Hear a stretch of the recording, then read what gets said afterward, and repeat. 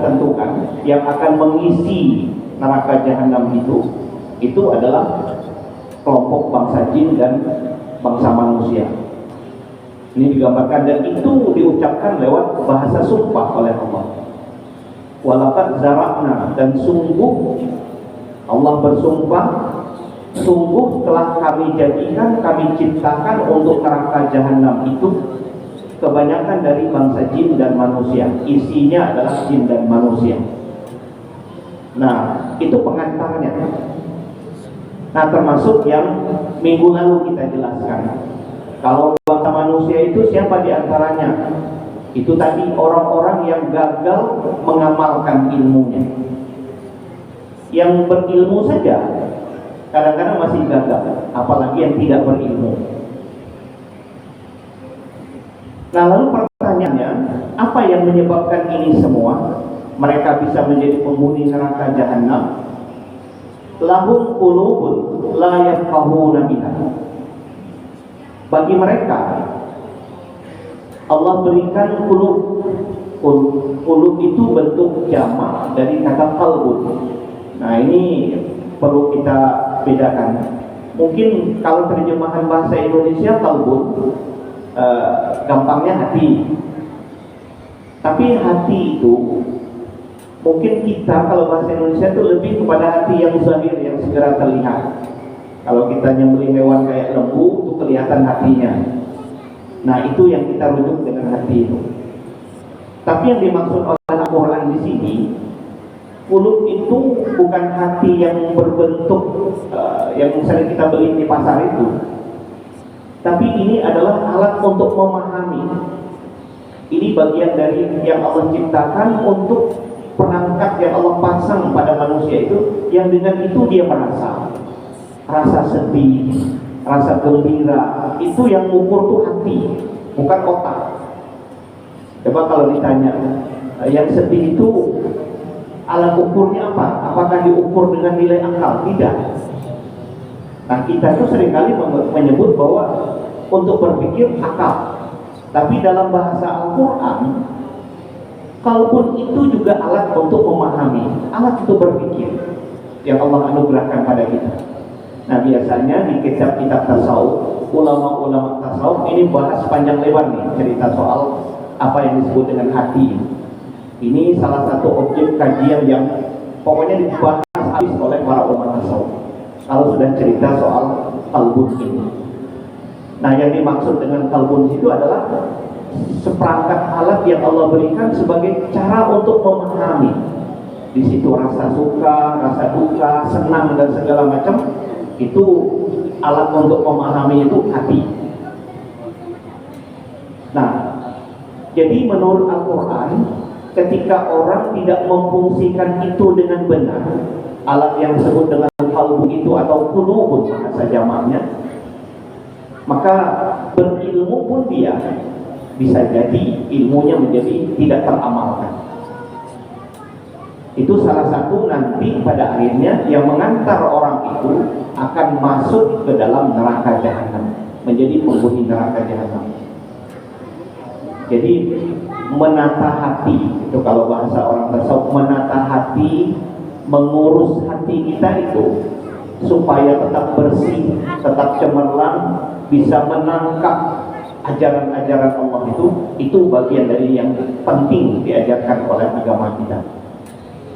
Jadi ketika orang tidak menata hatinya, tidak mengurus hatinya, dia abaikan saja, dan kemudian hati itu dipengaruhi oleh syahwatnya, dipengaruhi oleh nafsunya, maka kemudian ilmu yang ada pada dirinya pun itu menjadi tidak teramalkan.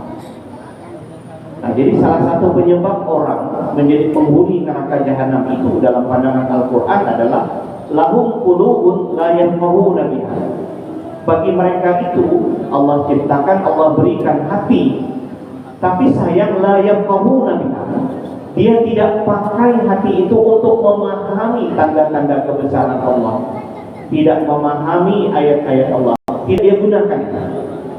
Dia tidak gunakan untuk memahami ayat-ayat Allah tentang kemahakuasaan Allah, tentang wujud Allah. maka kemudian jadilah dia penghuni neraka jahanam. Itu satu. Yang kedua, walahum a'yun, dan bagi mereka juga Allah berikan a'yun. Arti harfiahnya ini bentuk jamak dari ainun, mata yang kita miliki.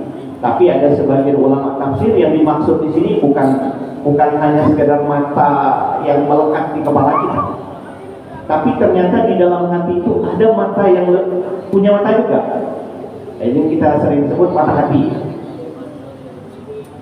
Tapi ada ulama tafsir yang menyebut mata yang ada pada kita sebetulnya adalah salah satu hidayah Allah. Jadi panca indera ini salah satu hidayah Allah yang menghubungkan kita dengan dunia luar.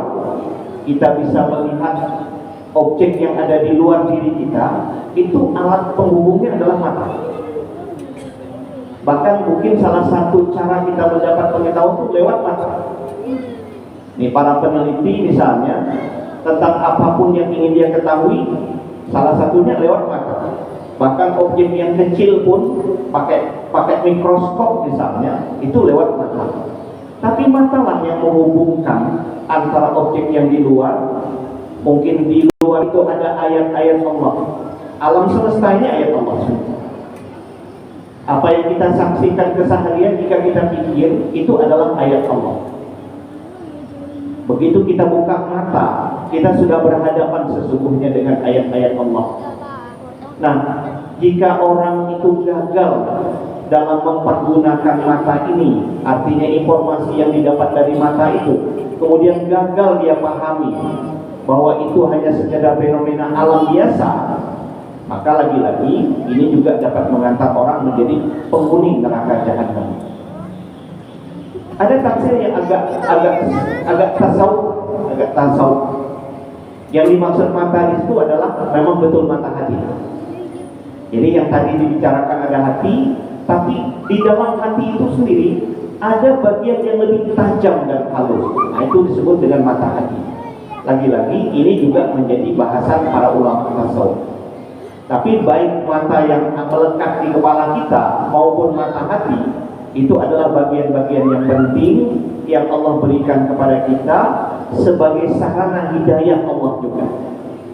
Yang kalau kita tak pandai menggunakan itu akan mengantar kita menjadi penghuni neraka jahanam pada akhirnya. Nah, dua alat yang Allah berikan, mata.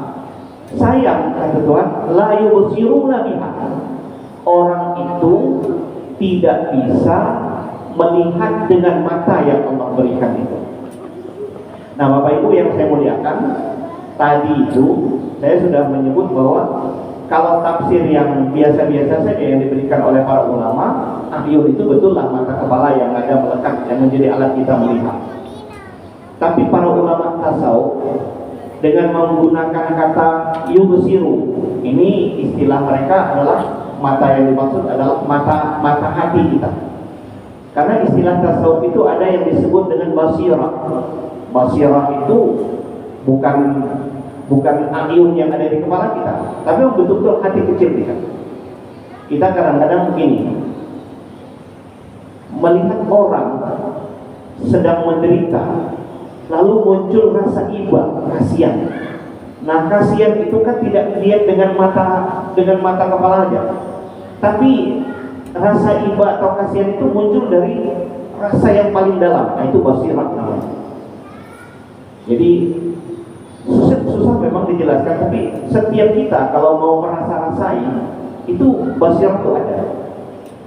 Begitu orang misalnya melihat ada orang tersakiti, kasihan dia, iba dia, itu artinya basirahnya jalan.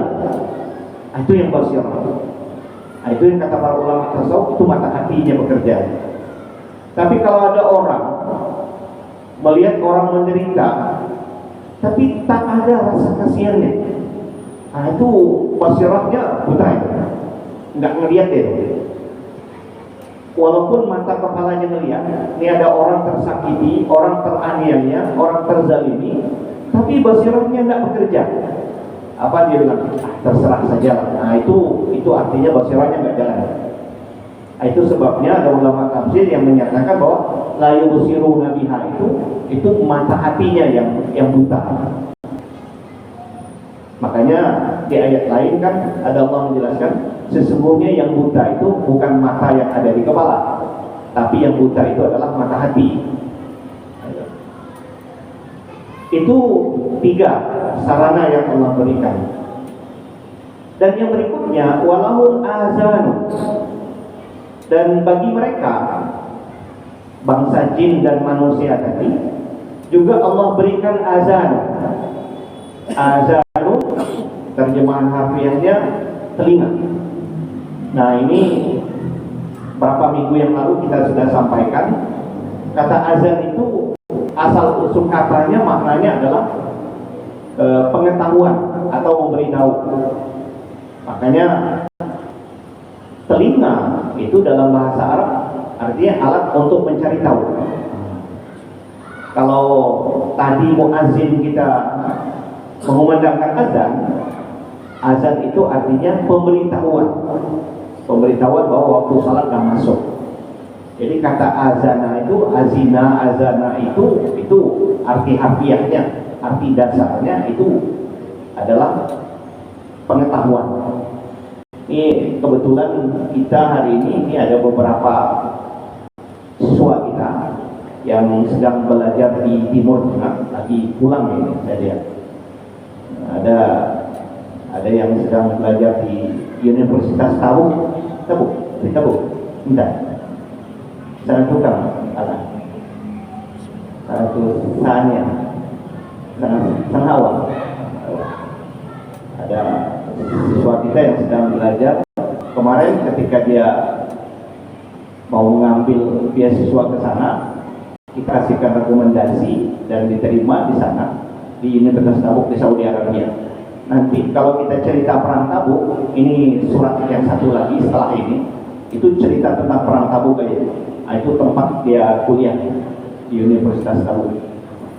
Yang satu lagi ini sedang mengambil magister untuk bidang tafsir di Al-Azhar University. Ini siswa kita juga. Alhamdulillah. Jadi kita punya apa ya? Punya pengganti ketika orang-orang tua kita sudah tidak ada lagi, kita punya cadangan yang dipersiapkan untuk itu. Alhamdulillah ketika ada anak-anak Injil yang belajar ke pusat studi Islam, itu bagus. Kita berharap ke depannya akan lebih banyak lagi yang seperti ini. Hari ini alhamdulillah sekolah itu mudah. Tinggal modalnya adalah kemauan aja. Kalau dulu orang pergi keluar itu payah, belajar ke lintas negara itu payah, lintas provinsi aja payah. Kalau hari ini tidak, ada banyak orang di dunia luar itu yang alhamdulillah mau memberikan fee biaya untuk pembiayaan anak-anak kita sekolah. Alhamdulillah. Nah itu tadi. Ini yang satu di Saudi, ya di Saudi Arabia, di Universitas Tabuk. Universitas Tabuk itu ya provinsi ya. Itu sebetulnya sudah dekat dengan Palestina. Tabuk itu lebih dekat ke Palestina daripada ke ibu kota Riyadh. Karena dulu Nabi itu dalam perang Tabuk itu jalan ke sana tuh hampir seminggu bawa pasukan Tabuk, lebih dekat ke Palestina. Nah, itu negerinya Nabi Saleh. Dulu Nabi Saleh pernah nginap di situ atau punya sumur peninggalan ontanya Nabi Saleh di Tabuk itu. Nanti surat yang akan datang kita bicara soal perang Tabuk. Nah, tapi ini kembali Allah berikan hati tapi tidak pandai menggunakannya, dan Allah berikan mata tapi juga gagal menggunakannya, dan Allah berikan telinga tapi sayang juga la yasma'una biha. Telinga yang Allah berikan itu tidak ia gunakan untuk mendengar dan memperhatikan dengan pendengaran yang menimbulkan kepahaman. Jadi tafsirnya begini, tidak mendengar dengan pendengaran yang menimbulkan tadabbur, merenungi ayat-ayat Allah. Ada orang mendengar tapi lewat aja. Bahasa kampung kita, masuk telinga kiri, keluar telinga kanan. Nah, itu enggak mendengar yang seperti itu. Yang dikehendaki Quran adalah dia mendengar, dia renungkan apa makna ayat-ayat Allah itu. Tapi kalau hanya dengar lewat di telinga saja, enggak masuk ke dalam hatinya, enggak menjadi bahan renungan, nah, maka dia akan gagal walaupun dia berilmu. Karena ayat yang sedang kita baca itu rangkaian dari kritik Quran terhadap orang-orang yang berilmu tapi tak mengamalkan ilmu. Nah, ini salah satu penyebabnya. Jadi bagi mereka, baik bangsa jin maupun manusia, cuman dalam masalah ini kan kita nggak punya pengetahuan banyak tentang bangsa jin ini. Kita nggak diberi kita tidak mengenal banyak dunia mereka. Mungkin kita hanya baca buku sedikit tentang alam jin, tapi kita hanya bicara tentang alam kita, alam manusia. Tapi ayat ini menyebut di bangsa jin juga kayak gitu. Ada juga bangsa jin itu yang mereka berilmu sama seperti peradaban manusia. Ada yang kafir, ada yang beriman, ada yang berilmu, ada yang jahil, ada yang berilmu mengamalkan ilmunya, tapi ada juga yang berilmu tidak juga mengamalkan ilmu. Sama saja seperti manusia. Cuman kita tidak bisa banyak bicara tentang kelompok saudara kita ini. Bangsa jin itu sebetulnya saudara kita. Karena bahasa Qur'annya, kami telah ciptakan jin dan manusia. Jadi jin itu kembaran manusia, memang kembaran kita. Cuman di dunia nyata hari ini Allah takdirkan kita itu tak bisa melihat mereka. Mereka punya kemampuan untuk melihat kita. Allah takdirkan seperti itu. Tapi ada banyak kitab tafsir menyebutkan di akhirat nanti kondisinya justru kebalikan. Di akhirat nanti kita manusia ini bisa melihat mereka, tapi bangsa jin itu ditakdirkan tidak bisa melihat manusia. Itu ada penjelasan para ulama tafsir seperti itu. Tapi soal beriman atau tidak, nah itu yang tadi imam kita itu baca berkaitan dengan surat yang berkaitan dengan jin. Itu imam kita itu. Tadi kata dalam surat itu dijelaskan, ketika Nabi membacakan ini, ada sebagian jin yang mendengar itu, lalu dia bilang kepada temannya, saya mendengar bacaan Quran. Ini adalah kitab yang datang setelah Musa. Dalam ayat yang dibaca imam kita tadi. Lalu kemudian si jin ini bilang sama kawannya, ini jawaban atau panggilan Allah. Mari kita jawab. Kita terima dakwah ini dan berimanlah kepada Al-Quran. Jadi kalau kita ngerti apa yang dibaca imam tadi, itu ceritanya tentang bangsa jin. Di mana Nabi kita baca Quran, itu ada sekelompok jin dengar, nguping dia. Nah, itu. Nah, lalu dia sampaikanlah dengan kawan-kawannya, saya mendengar bacaan Al-Quran, ini adalah wahyu Allah yang datang setelah Musa, setelah kitab Musa. Nah, oleh sebab itu dia ajak kawan-kawannya, berimanlah kita. Kita penuhi panggilan Allah itu, beriman kita dengan kitab ini. Nah, itu sebabnya kata para ulama, ada bangsa jin itu yang juga beriman, ada juga yang kafir. Nah, yang beriman itu ada yang berilmu juga. Jadi ada yang tidak berilmu, ada yang berilmu tapi tidak mengamalkan ilmu. Sama seperti kita manusia. Nah, itu yang dijelaskan tadi. Walahum azanun la yasma'una biha. Bagi mereka itu ada telinga tapi tidak mendengar dengan telinga itu akan ayat Allah dengan pendengaran yang menimbulkan perenungan. Tadabbur, dia renungi makna ayat-ayat Allah. Nah, ketika manusia ini gagal menggunakan semua perangkat yang Allah berikan itu, Allah bilang, ulaika kal an'am. Manusia yang tidak pandai menggunakan hatinya, tidak pandai menggunakan matanya, tidak pandai menggunakan telinganya, mereka itu seperti hewan ternak. Nah ini nggak tahu nih, kurang keras apa Quran ngomong. Manusia diserupakan dengan hewan ternak dalam hal karena dia tidak pandai menggunakan anugerah Allah. Ini sebuah pernyataan yang gimana Quran itu nyebut, mau dikatai kasar gitu, cuman bahasa Quran itu tetap saja halus. Ulaika kal an'am, bahasanya santun, tapi tujuannya itu keras sudah kritiknya. Kalau ada manusia yang seperti ini, itu sudah kayak hewan itu. Bahkan lebih lanjut, balhum afdal. Bahkan orang yang tidak pandai menggunakan apa yang Allah berikan tadi, itu jauh lebih sesat. Lebih sesatnya begini. Kadang-kadang hewan itu dia tahu mana sesuatu yang membahayakan dia, dan dia akan menghindar. Karena Allah berikan dia insting. Ayam itu kalau kita pakai sepeda motor, tahulah bahwa dia akan ditabrak, maulah dia minggir. Hewan kayak kambing misalnya, kita klakson pun dia maulah minggir masih. Artinya dia tahu hal-hal yang membahayakan dirinya.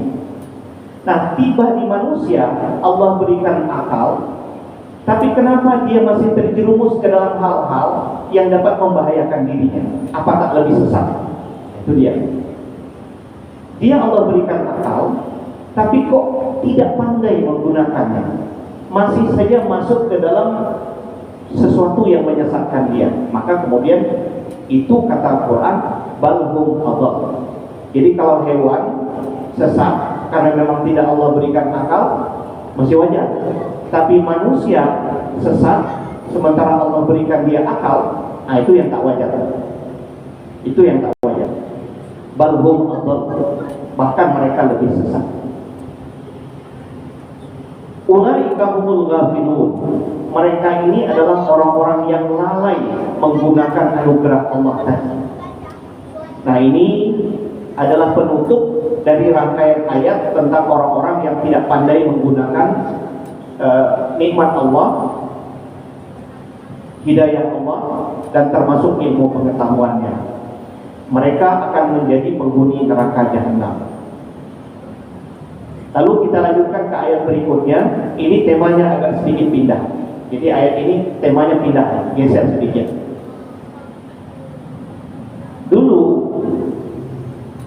Nabi itu kan mendakwakan Allah itu Ahad, Esa. Tapi di antara para sahabat itu ada yang ketika berdoa dia nyebut Ya Allah, Ya Rahman, Ya Rahim. Jadi orang-orang musyrik Mekah itu ngomong, katanya Nabi Muhammad ini mengajarkan Tuhannya satu. Kok dia dan sahabat-sahabatnya menyebut Tuhannya banyak sekali? Ada Allah, ada Rahman, ada Rahim. Mana nih yang benar nih? Nabi Muhammad selama ini mengajarkan kepada umatnya Tuhannya cuma satu. Tapi ketika mereka berdoa, mereka sebutlah Tuhannya itu macam-macam. Ada Allah, ada Rahman, ada Rahim, ada macam-macam lagi. Ada Dzul Jalali wal Ikram. Nah, kenapa seperti ini? Jadi orang-orang musyrik Mekah itu protes kepada Nabi Muhammad. Kenapa kok jadi seperti ini? Nah, maka kemudian protes mereka itu Allah jawab dalam ayat ini. Nah, kalau agak teks saya bacakan berkaitan dengan asbabun nuzulnya ini. Ini di dalam kitab ini dijelaskan begini. Nuzilatil ayat fi rajulin minal muslimin kana yaqulu fi salati. Ayat ini diturunkan berkaitan dengan seorang muslim yang dia ketika dalam salatnya berdoa. Ada orang Islam, sahabat Nabi, dia dalam salatnya berdoa, Ya Rahman, Ya Rahim, dan macam-macam Asmaul Husna itu. Nah, ketika mendengar sahabat Nabi itu dalam salatnya mengucapkan kata-kata seperti itu, faqala rajulun min musyriki Makkah. Berkata seorang pria dari orang-orang musyrik yang ada di Mekah. Apa kata pria itu? Alaysa yaz'amu Muhammad wa ashabu annahum ya'buduna rabban wahidan. Bukankah Muhammad dan teman-temannya dan sahabat-sahabatnya mereka itu mengakunya menyembah Tuhan satu. Kok kenapa ketika berdoa ada ya Allah, ada ya Rahman, ada ya Rahim? Kan artinya banyak Tuhan itu. Sementara ini dia ngajari Tuhan itu satu. Itu protesnya orang-orang musyrik Mekah itu. Fama balu hada yad'u Rabbaini itsnain. Kenapa kok orang ini tadi ketika dia berdoa dia menyebut Tuhannya dua, ada Rahman, ada Rahim, kan dua Tuhannya itu. Nah, menjawab ini Allah turunkanlah ayat yang sering kita baca menjadi pengantar Asmaul Husna. Ketika protes itu turun, maka Allah juga menurunkan ayat ini sebagai jawabannya. Walillahil asmaul husna. Bagi Allah ada nama-nama yang sangat indah dan sangat baik. Al-asma al-husna, nama-nama yang sangat indah, yang sangat baik. Karena Allah punya nama-nama yang indah dan baik, dan itu namanya nggak satu, banyak. Maka Allah perintahkan fad'uhu biha. Maka berdoalah kamu dengan nama-nama Allah yang indah tadi. Boleh dipilih, boleh Rahman, boleh Rahim, dan yang lain-lain. Bahkan ada hadis yang menyebut bahwa yang paling populer yang kita baca itu ada 99. Tapi bahkan ada hadis yang menyebut lebih dari 100. Bahkan penjelasan ulama menyebut asma Allah itu malah tidak terbilang banyaknya. Ada yang malah menyebut sampai 200 jumlah itu. Tapi yang populer sekali di kita adalah asma yang 99 yang kita sebut dengan Asmaul Husna. Nah, Bapak Ibu yang saya muliakan, ini tentang Asmaul Husna berikut maknanya. Ada banyak ulama yang menulis kitab tentang ini. Jadi mungkin di kesempatan tafsir ini nggak bisa lagi kita buka Allah Ar-Rahman, Ar-Rahim, Al-Malik, Al-Qudus, As-Salam, Al-Mu'min, dan seterusnya itu panjang sekali maknanya. Tapi para ulama sudah menulis dan menjelaskan makna dari Asmaul Husna ini. Jadi kalau kita punya kesempatan, saya nggak tahu ini apakah ada guru kita yang biasanya di kajian-kajian tasawuf salah satu bahasannya adalah berkaitan dengan Asmaul Husna. Nah, ini kalau mau dibahas 99 itu mau 1 tahun juga nanti. Kalau mau diuraikan makna satu persatu Asmaul Husna ini. Tapi kembali ke perintah Allah ini, kita boleh berdoa dengan menyebut nama-nama Allah yang mulia itu. Itu dibolehkan dan diizinkan, malah diperintahkan oleh Allah. Maka di kita kalau berdoa itu ya menggunakan itu tadi sesuai dengan keperluan. Kalau untuk minta misalnya pengampunan ya Bapak, gitu. Kalau meminta rezeki ya Razzaq, itu Asmaul Husna yang kita pakai. Jadi itu dibenarkan. Nah, tapi sekali lagi, apakah dengan itu Allah menjadi banyak? Tidak. Allah tetaplah Ahad. Itu adalah bagian dari nama Allah yang semuanya merujuk kepada Allah Subhanahu. Jadi ayat ini sebetulnya membantah apa yang diajukan oleh orang musyrik Mekah bahwa Muhammad itu mengajarkan Tuhan satu, tapi ternyata sahabat-sahabatnya menyebut banyak. Tidak, Allah adalah Ahad, walaupun punya nama yang banyak. Nah, lalu kemudian kata Quran, wazarul ladzina yulhiduna fi asma'i. Itu ada orang-orang yang tadi itu yang tak suka Nabi Muhammad dan sahabatnya berdoa dengan menyebut nama Allah yang banyak itu.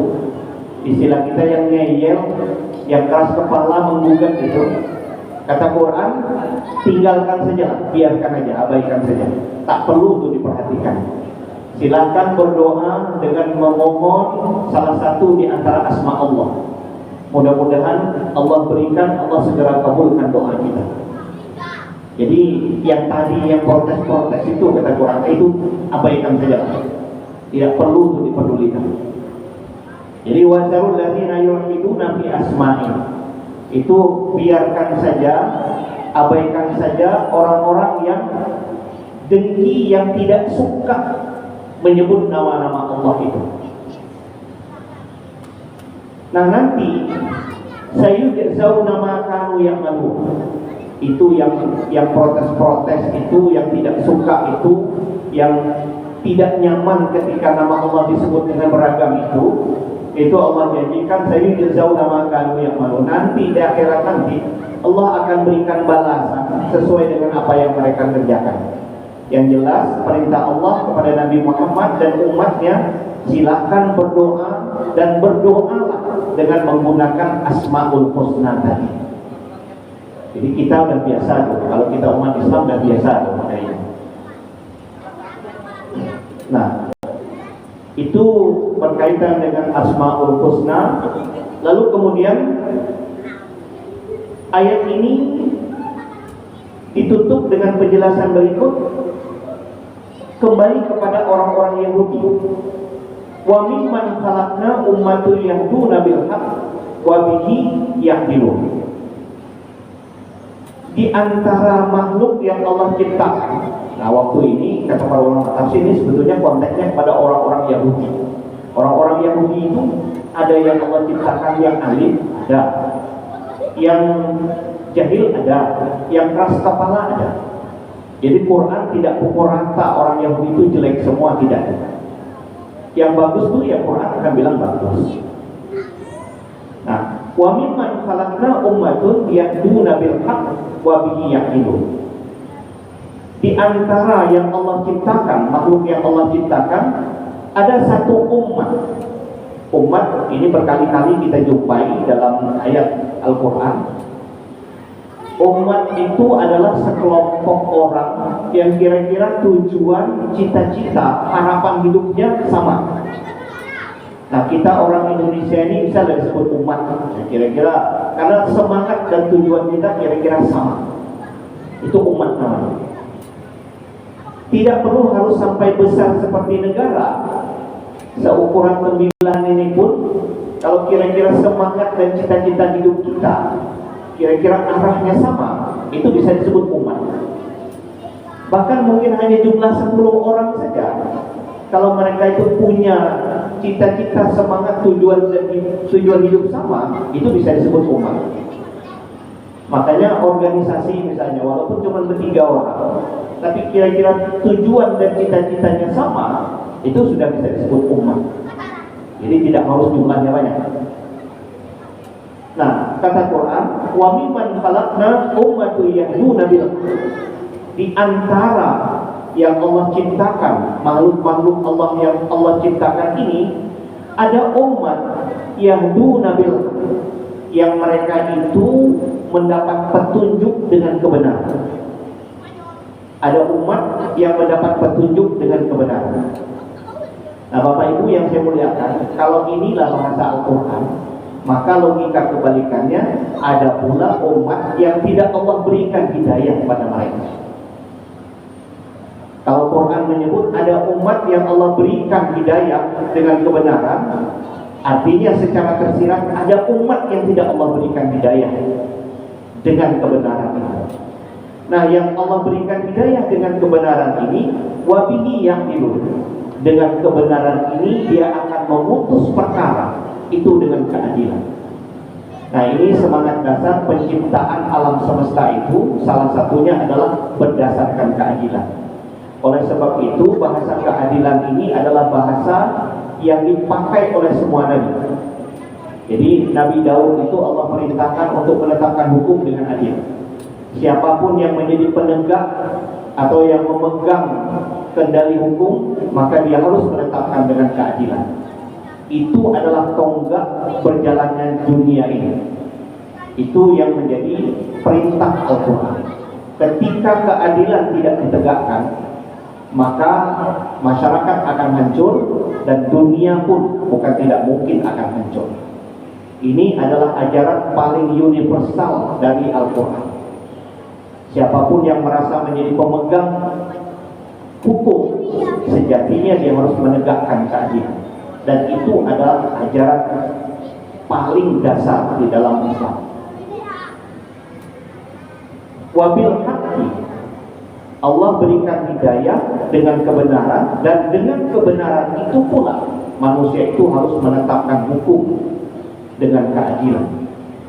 Nah, Bapak Ibu yang saya muliakan, lanjutannya adalah walladzina kazzabu bi ayatina. Ini lawan dari orang yang mendapatkan hidayah tadi. Yang tak mendapat hidayah artinya dia mendustakan ayat-ayat Allah.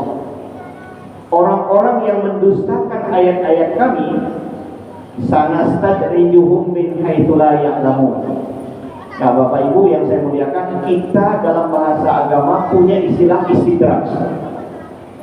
Ada orang yang suka berbuat maksiat, tapi nampaknya mulus jalan hidupnya. Semua keinginannya lancar. Apa saja sepertinya yang menjadi kehendaknya itu jadi.